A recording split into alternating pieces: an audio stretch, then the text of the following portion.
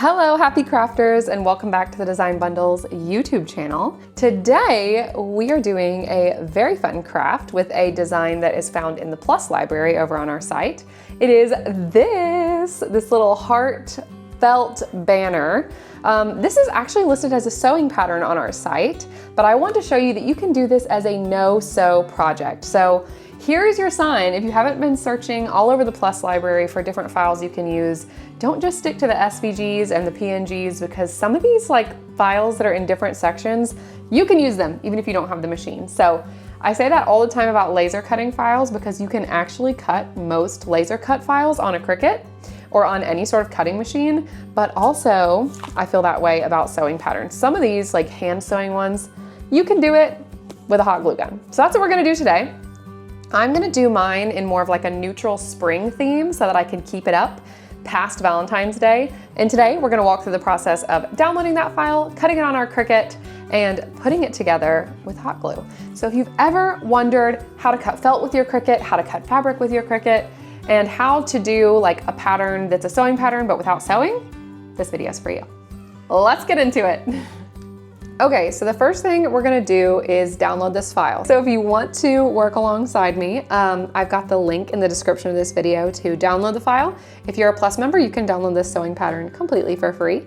And if you are not a Plus member, now is the perfect time to start a free trial.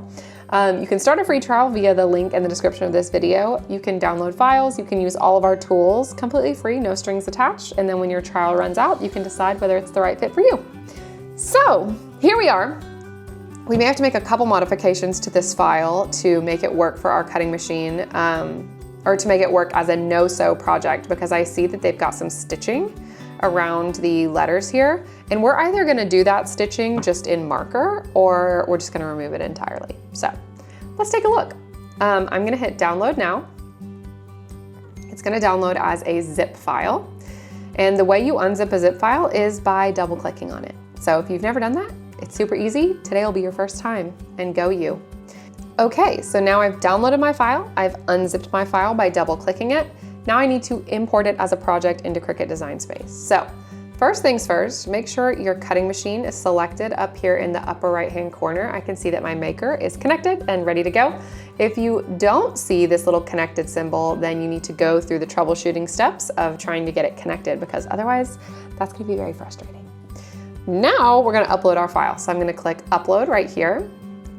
I'm gonna click upload image, browse, and I'm gonna pull in my file I just downloaded. So you're just gonna search for wherever you downloaded it. We're gonna do it as a medium banner. I think that's gonna be the easiest. And it looks like these are just simple SVGs, and they're all as separate files. So I'm gonna have to bring them in one at a time. So I'm just gonna do that really quickly here. And then we're gonna be able to assemble it. So easy peasy. It looks like there's no pre-cut holes in this. So that's actually gonna be perfect for us to do this as a no-sew project. And you may be looking at the sizing on this and be tempted to resize some of it. And if you do wanna do that, that's totally fine. My only recommendation to you would be, if you wanna resize anything, make sure you highlight your entire group and resize them together, because we want to make sure that everything stays the right relative size to each other, so that all these letters and hearts and whatever we're going to use will fit on the banner like they're supposed to. So I'm going to change some colors here to fit what I'm going to use. Like I said, I'm doing mine like a more general spring theme, because hearts are for any season, right? So it's fine. I'm going to do like a two-toned green with some blue ribbon. I've been loving green and blue together lately, so that's what we're gonna do. And I have all this green felt that I have yet to use, so it's the perfect time. I think I'm gonna use these two colors of green with like this dusty blue ribbon. I think that's really cute. I'm trying to decide, is that the dark green I wanna use? Yeah, that's the one. These are all the shades of green I currently have in felt that need to get used. So that's what we're gonna do. So I need to change the colors on my Cricut Design Space project to match what I have here in real life, so I don't get confused. Because if you know me, you know it's easy for me to get confused. So let's get it right. We have a light green and a dark green, and let's make that reflect on our file. So I want the backing pennant to be the darker green. That's obviously way brighter than what I have, but I'll remember dark green and light green. I think I can do that. And then I'm gonna select all of these together by either holding down the shift key while I click or just by dragging. And then I'm gonna select a lighter green for those. And now I need to obviously duplicate this because we're gonna have like one here, which we can kind of start laying this out too. Sometimes that helps. You can either duplicate by using Command C, Command V, or Control C, Control V on your keyboard, depending on what you use, or you can duplicate using this little button right here.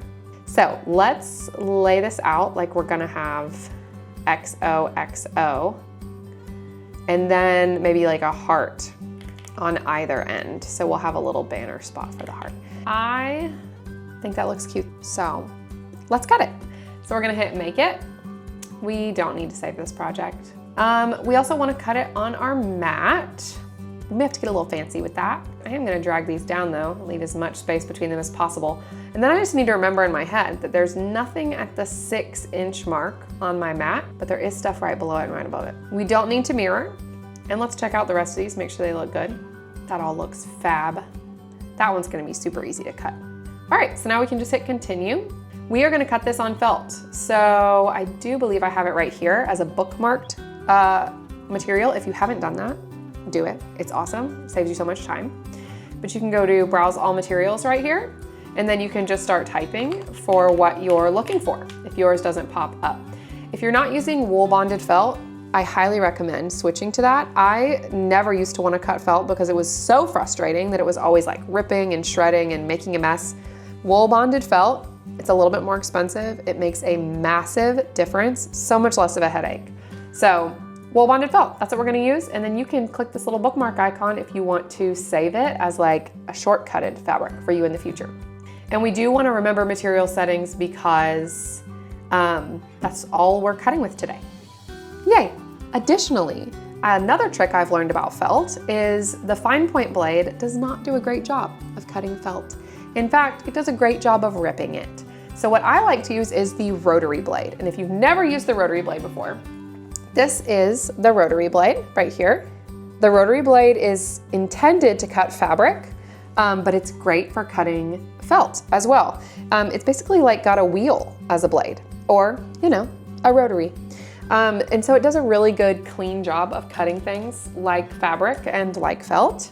If you intend to cut fabric or felt with your Cricut, I highly recommend investing in the rotary blade. So we're actually gonna change our tools right here. We're gonna go to Edit Tools, and we're gonna say that we're actually cutting with the rotary blade. So now we're ready to load it up. And this is also where you're not gonna judge me because please look at my fabric mat. Can you tell what I cut last time? Okay, so I know that I don't wanna waste any fabric here. So we're gonna try to get this just right. So I'm gonna go ahead and actually lay down that first row, and I'm gonna make a little mark where I need to trim it so that I don't mess it up. So I know that it goes to about 9 in width, so I'm gonna give it a little bit of breathing room there and go to 9.5. And then in height, it goes right down to 6. So I'm gonna give it a little bit of breathing room. I really can't give it very much at all actually though, because the next piece starts like right after that. I mean, we are really like snuggling these guys in. So I'm gonna cut it along lengthwise here. I really should use like a straight cutter. I need my fabric scissors. I left them in the other room and I'm just being lazy. The only other thing I have in here are pinking shears. And I don't think using those is the best idea. So I'm gonna try my best right now to get this straight. And then I'm gonna cut vertically. Another great way to do this to make sure that you're getting it straight is to fold it at that spot. But of course I'm not doing that. I'm not following my own advice. Okay, oh, that was not straight. That's okay though, it'll be all right. We'll all survive. All right, so there we go. There's our first little piece there. It's gonna be this that's gonna have to be trimmed down just a smidgy. And then we're gonna lay down our next piece and do the same thing again. So first I do need to trim this just a hair because you are encroaching on the next piece. don't know why this is so satisfying. Something about that was just very satisfying. It was kind of like getting a haircut, but with felt. Okay, the next piece. So again, we need to go to 9 and we need to just be right underneath the 6 right here. So we may let them overlap a bit. And this time I'm gonna do this a little differently. I'm going to fold it where I know I need to cut it. So now I can just cut it. And I'm just gonna let it hang off the edge because you can do that. Okay, so there's our first mat ready. So we're gonna have row 1, we're gonna have 1, 2, 3, 4 on this sheet. It's totally fine if it hangs off the edge like that. It'll just hang out of your Cricut. But we are ready to load it up. So let's do that and let's cut all of our layers just like we're doing this one.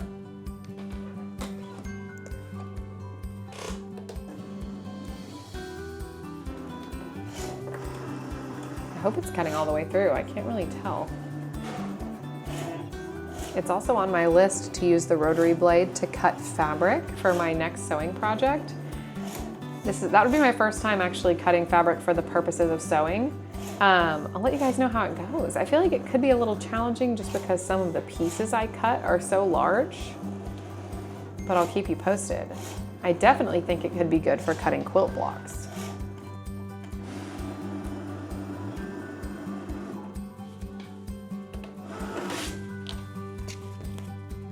Okay, she's done. Before you just peel everything up, it's always important to like test a corner and make sure it got you a clean cut, because if it didn't, you can still put it back in and do it again as long as you don't move everything around. So I always try to do that first, but this is looking great and very clean. That's why we use the rotary blade. Look at that. Such a clean cut. So we're just gonna lay these finished pieces off to the side here. All right, so we've got 2 more of those to cut. So I'm gonna use the rest of that piece of fabric here. I'm gonna use this side. And we're just gonna set that down right here. All right, let's cut this layer.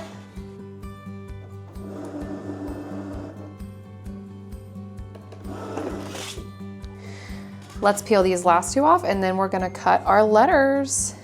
And then we're ready to assemble this cute little banner. Okay, so now we're ready to put down our lighter color. I did forget to tell you something. While the last one was cutting, it occurred to me and I was like, oh, I need to remember to tell them that. When you select a tool that is not the default tool, so like we're doing here, we're utilizing the rotary blade, which is not the norm for this project. It wants you to use the fine point blade. And whenever you're doing something like that, remember material settings will not remember tool settings. So you will have to reselect the rotary blade every time. You can't have it remember that. So it kind of took me an extra second to do that last one because the Cricut got confused and it thought that it was looking for the fine point blade and it wasn't. The rotary blade was in there. So I had to kind of back out and redo it. But during this part, well, hold on, it'll do it in just a second. It's gonna measure the mat length. But then when you press go, you're gonna see the blade go over here and kind of spin around for a minute. And when it's doing that, it's actually testing the blade to make sure that it detects the blade that you said you're going to use. So that's what it's doing right there. So if you forget to select the rotary blade, it'll pop an error right after it does that and it'll tell you that it doesn't detect the fine point blade. And then you'll say, well, of course not, because we're not using that. So I had to back out and reselect my rotary blade, but now we're off to the races. Okay, the Cricut is finishing up cutting the letters and we're gonna go ahead and assemble our ribbon backing to our banner part.